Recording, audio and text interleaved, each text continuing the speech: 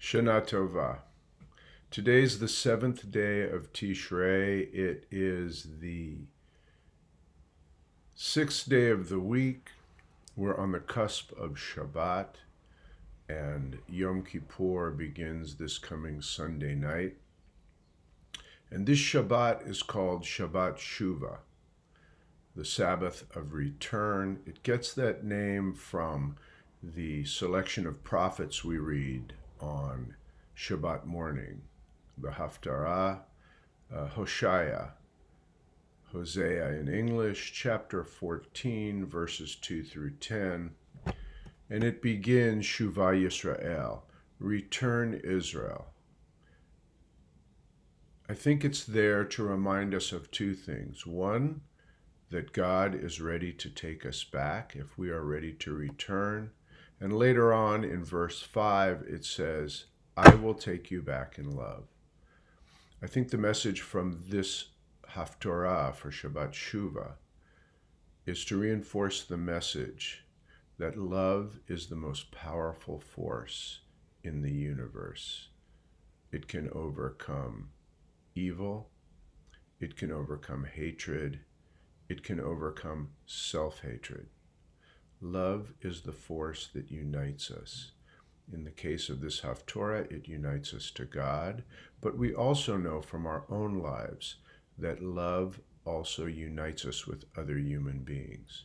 Our strongest emotional connection with parents, with spouses and partners, with siblings, with children, and with dear, dear friends.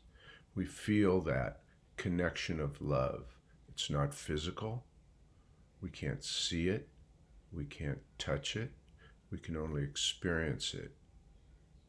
But we know it's there. Much like our connection with God. We can't see it. We can't touch it. We can't prove it. But we can experience it. And we know it's there.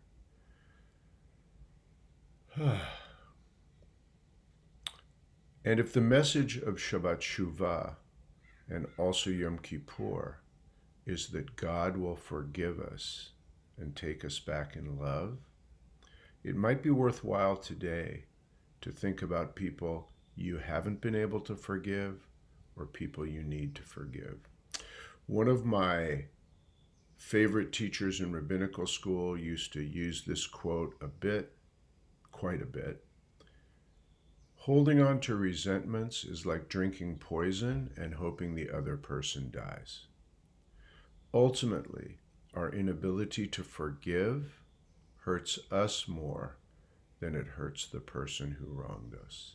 That's the lesson. So as we go into this final weekend before Yom Kippur, perhaps the most powerful reflections we could make today, and I'm going to make them a double reflection, like the double portion of manna that was given on Yom Shishi, on the Friday before Shabbat, because I won't be doing a reflection tomorrow, is this. One, let's reflect on the power of love in our lives, the positive changes it's made in our lives, and express or list with gratitude the people whom we love and who love us. And once we've done that, let's think about the people in our lives who we need to forgive, to not hold on to those resentments, to let them go, so we can enter Yom Kippur with an open heart, get rid of the things that are corroding our soul, and be open to God's forgiving love and willing to forgive us. Shabbat Shalom, Shana Tova, and Gemar Chatima Tova.